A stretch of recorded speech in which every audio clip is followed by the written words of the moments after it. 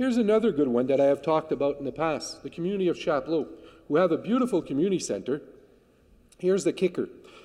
Their actual use of electricity, their actual electricity cost for a month was $3,076.68.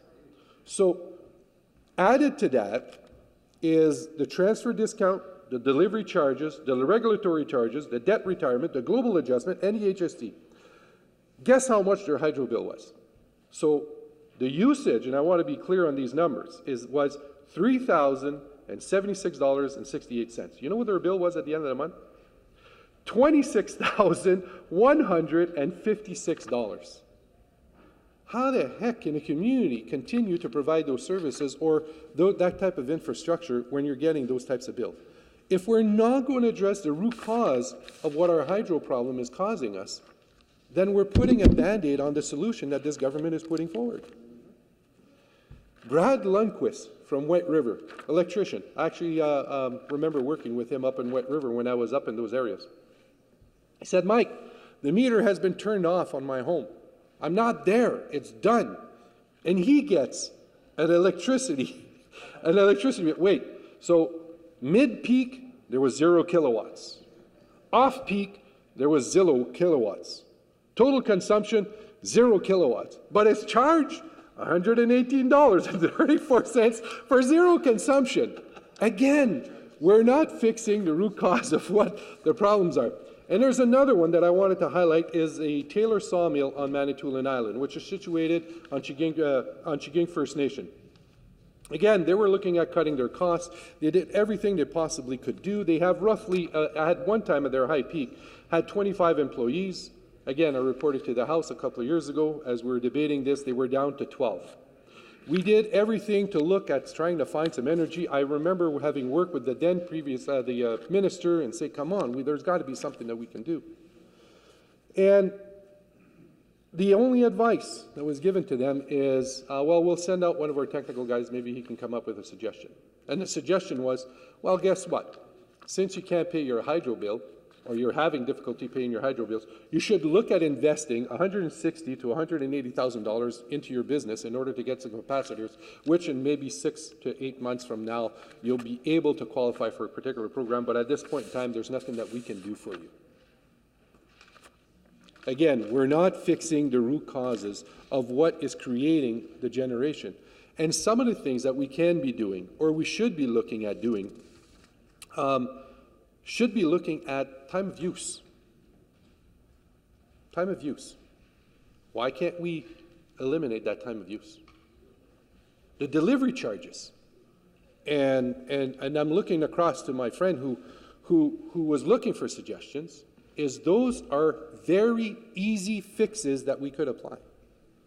Eliminated the time of use would save substantial money for individuals across this province. The delivery charges. And, you know, I heard somebody earlier using the example is that why is it that we can buy a quarter milk in downtown Toronto for the same price that we buy it in Northern Ontario? We're all in one Ontario, right? We all give, we all participate to the same economies that we have here.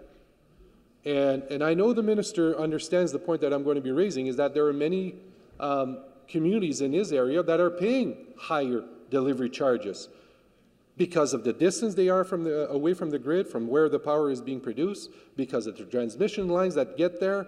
But we are all participating in the same economy. Why can't we equalize those for everyone across the province? That would substantially change the cost of hydro and the consumption that people are taking into their homes.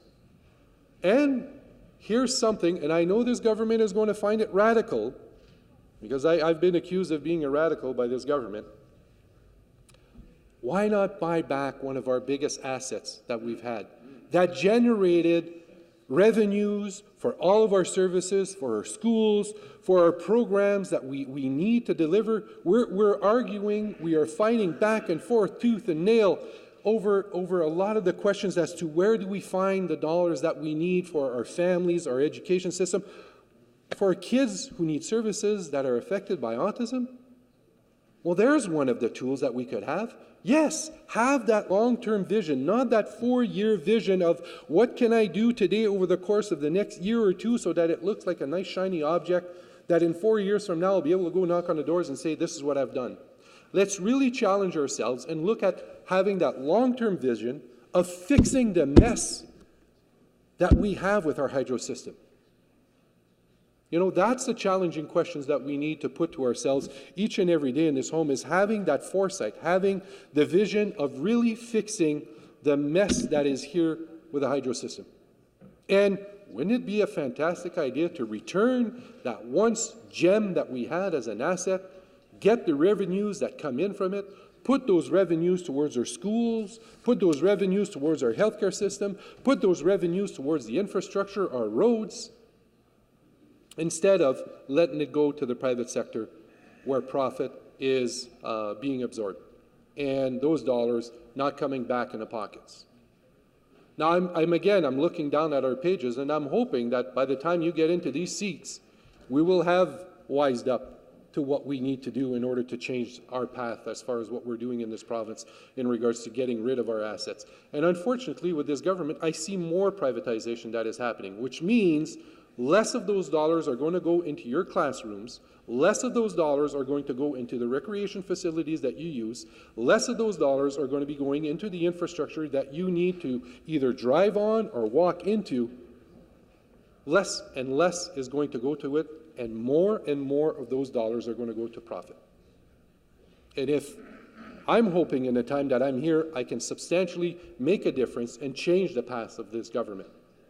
And one of these days, you know, the roles will be reversed, where I will be on the other side of the House, and I will have to be listening to the opposition and not just making a decision based on what I think is exactly best, but opening up my mind in regards to what we need to do in order to really advance the benefits that we need in this province. The other thing that I want to touch on is that, guess what? In Northern Ontario, we have a lot of others. Here's another suggestion. Let's look at what our neighboring jurisdictions are doing in their areas, and what is it that they're doing differently than us? How are they benefiting? Well, yes, public power, but they are also taking advantage of what they have as their resources, which is hydroelectric dams. Like across Northern Ontario, we could look at making investments into the existing infrastructure, the existing dams, and there's a lot of, and I love talking to the pages because I want to talk to you guys because you're the ones that are going to be making these changes. We have new technology, we have new technology that is coming up, that is available, which operates a lot of these dams. They're improved turbines. And as these turbines, the technology improves, we can actually capture more energy. And did you know that in Northern Ontario, we still have dams that are just letting the water flow over top of them? We're not capturing, we're not taking that energy. Much cheaper, much cheaper, and that could be passed on to the consumers. Just last week, we had the Ontario Water Power Association that was here. Paul Norris was here talking about a lot of projects that are available to this government if they want to take in those ideas. Again, now that's at least 5 ideas that I gave to this government, which I always hear from them that we don't hear any ideas, we only hear complaints, and we only hear stones being thrown across the way.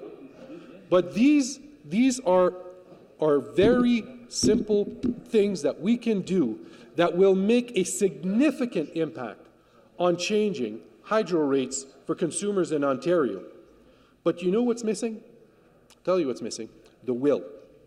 The will to say, I'm going to look at the long-term vision of not what is going to get me re-elected in 4 years, but what is it going to take to get this province as an attractive jurisdiction, once again, in order to attract investment, in order to attract businesses, and to get better control in regards to the resources so we can pass on the savings to our consumers, to all Ontarians. Thank you, Speaker. Very much.